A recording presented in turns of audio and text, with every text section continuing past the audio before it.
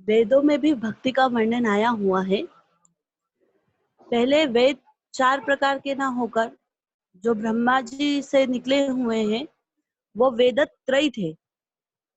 वेदों में भक्ति का वर्णन हर प्रकार से आया है। नवदा भक्ति रामायण के साथ साथ श्रीमद् भागवत और वेदत्रयी में भी पाई जाती है।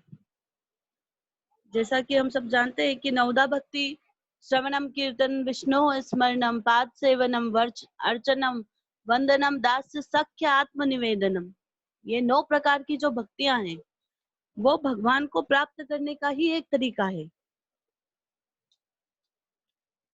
भक्ति अर्थात क्या? भगवान को प्राप्त करना ही भक्ति है।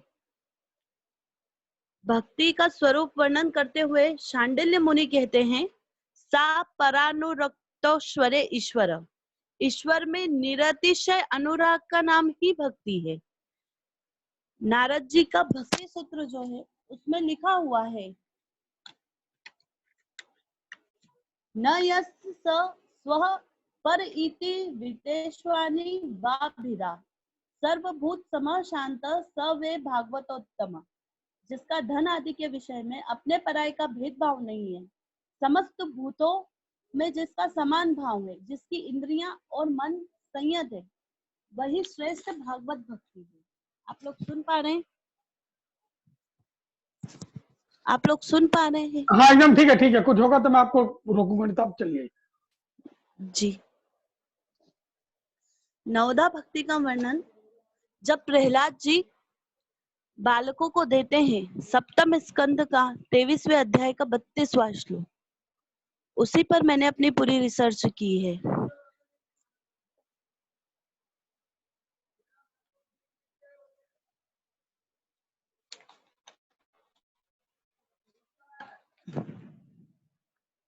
श्रवण भक्ति के संबंध में परीक्षित राजा जी जैसा श्रवण किसी ने नहीं किया। सबसे पहले श्रवण भक्ति का स्थान है, क्योंकि श्रवण भक्ति के बिना दूसरी भक्तियां जो हैं वो लाभकारी बाद में होती है। श्रवण भक्ति के बिना दूसरी कीर्तन स्मरण आदि भक्ति अंगों के तत्व का पता ही नहीं चलता है। श्रवण भक्ति के संबंध में विशेष बात यह है कि श्रीमद् भागवत व श्री भगवान के नाम रूप गुण आदि का श्रवण साक्षात किसी भगवत प्रेमी महापुरुष के श्रीमुख से करने का सौभाग्य न मिले तब तक स्वयं ही कीर्तन करना आवश्यक होता है। यदि वक्ता के द्वारा श्रवण करना चाहिए, श्रेष्ठ वक्ता न मिले और श्रोता उपस्थित हो तब उनका कीर्तन करना चाहिए। इस प्रकार श्रवण और कीर्तन भक्ति है। श्रवण भक्ति के आचार्य राजऋषि परीक्षित हैं। राजऋषि परीक्षित का जैसे श्रवण किसी ने भी नहीं किया।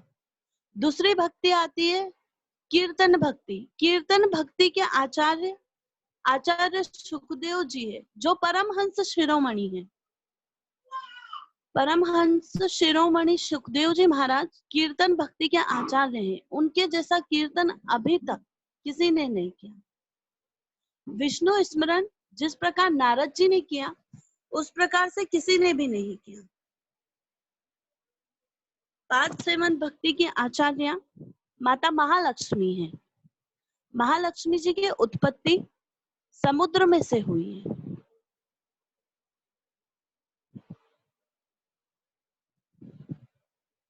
अर्चन भक्ति के आचार्य महाराज पृथु हैं, परंतु संत मत में अर्चन भक्ति जैसी राजा अम्बरीश ने करी वैसी किसी ने भी नहीं करी।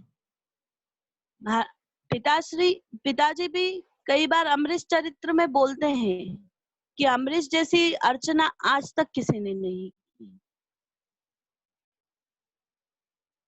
वंदन भक्ति के आचार्य अक्रूर जी महाराज हैं। उनके ब्रज में जब उन्होंने प्रवेश किया था कृष्ण भगवान को लेने के लिए, उसके पश्चात ही वहां पर गिरिराज जी में दंडवती परिक्रमा का प्रधान वो चला है। आपने देखा होगा कई लोग भक्त करते हैं, तो सबसे पहले दंडवती परिक्रमा अक्रूर जी ने की है। दास्य भक्ति के आचार्य भगवान हनुमान जी हैं, उनके जैसा दासत्व किसी ने प्राप्त नहीं किया। नवी और आखिरी भक्ति है आत्मसमर्पण। बलि जैसा आत्मसमर्पण किसी ने भी नहीं किया। बलि के आत्मसमर्पण के आगे सब चीजें बिल्कुल गौण हो जाती है। उनमें क्या नहीं था बलि में, सिर्फ एक जाति से राक्षस थे।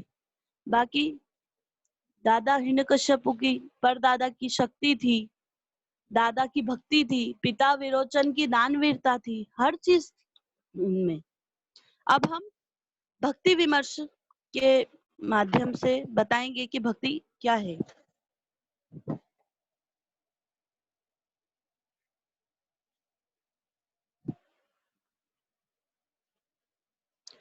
भक्ति के भी कई प्रकार के भेद हैं, जैसे शैव भक्ति, वैष्णव भक्ति, और आजकल संप्रदाय भी काफी हो गए हैं।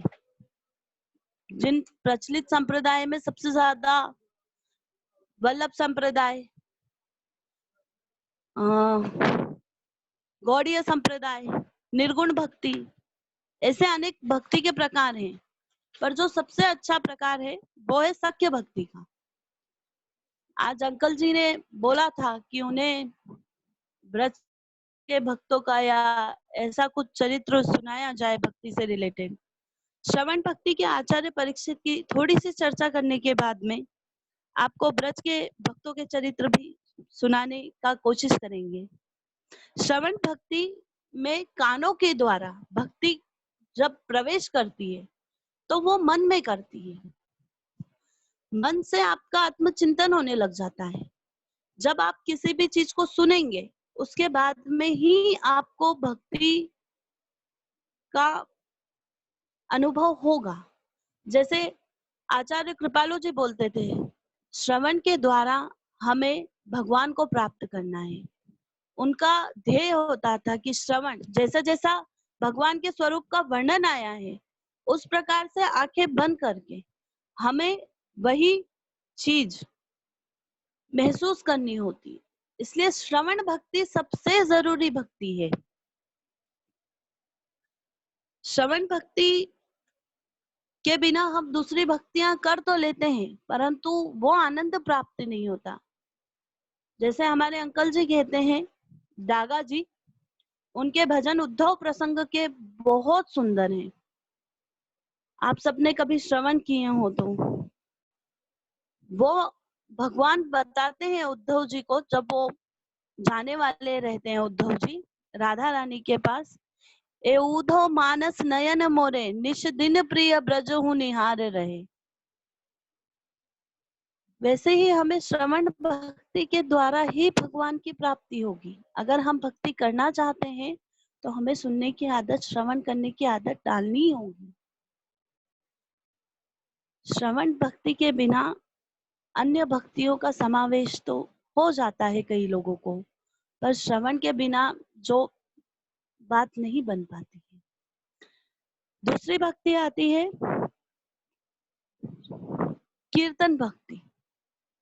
कीर्तन से व्यक्ति भगवान के नाम, रूप, गुण आदि का कीर्तन करते हुए वो उनको आत्मानुभूत करने लग जाता है। एक समय के बाद में जब वो कीर्तन करता है तो उसकी हर चीज में उसे कृष्ण दिखाई पड़ते हैं या अपने इष्ट देव दिखाई पड़ते हैं। तो जब भी हम भक्ति शुरू करें तब हमें कोशिश करनी चाहिए कि इन्हीं 9 प्रकार से करें।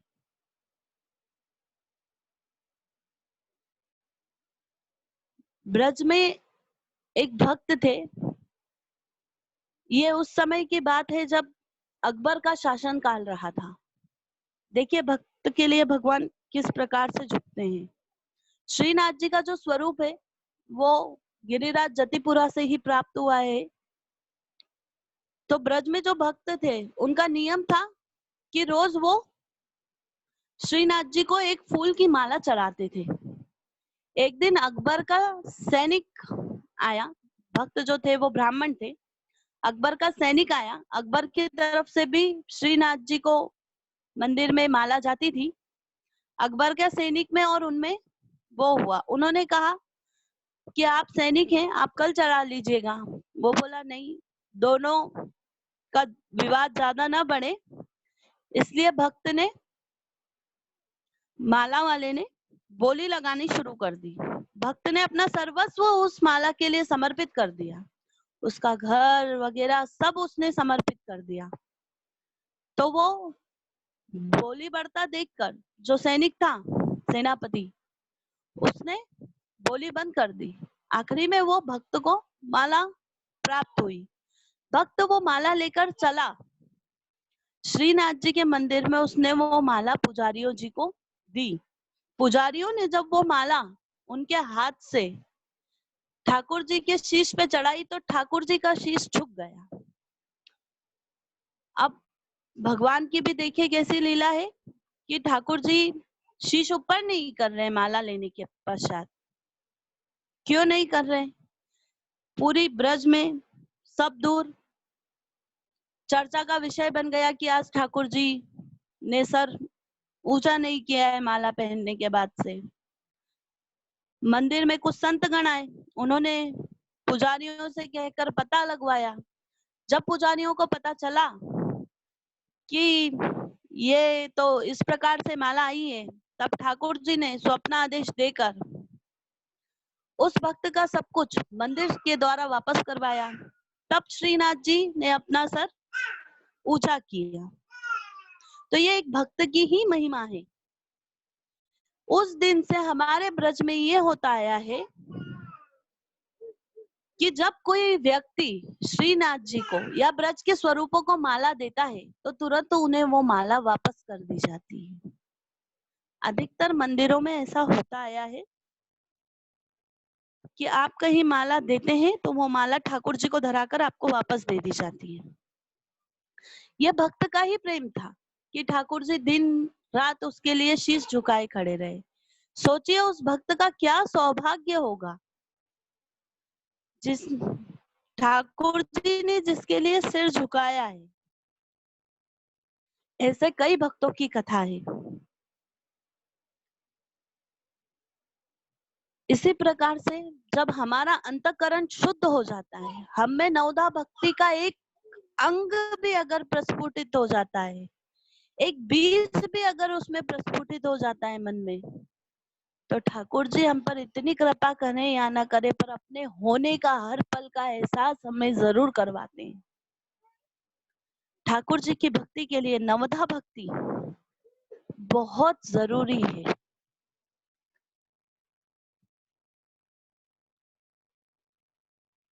नवधा भक्ति में स्मरण भक्ति है। स्मरण भक्ति के आचार्य नारद जी हैं। नारद जी के 3 जन्मों की कथा आपने श्रवण करी होगी कि वो पहले एक दासी पुत्र थे, उसके पहले एक गंधर्व थे।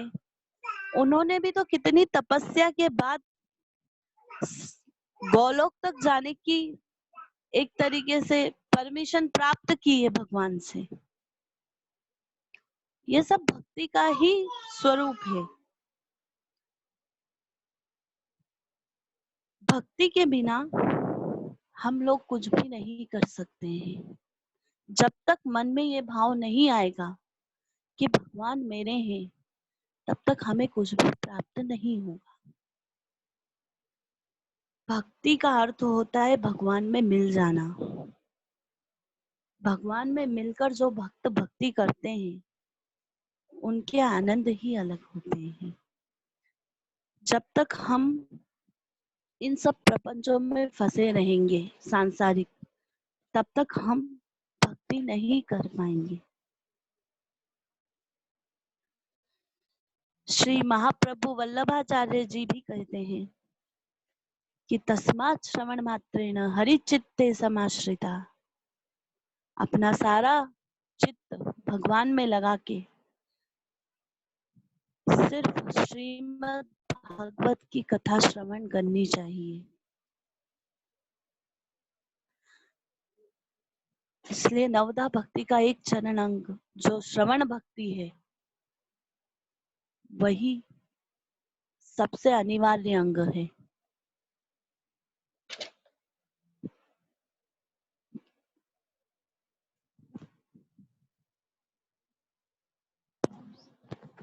जय श्री कृष्णा।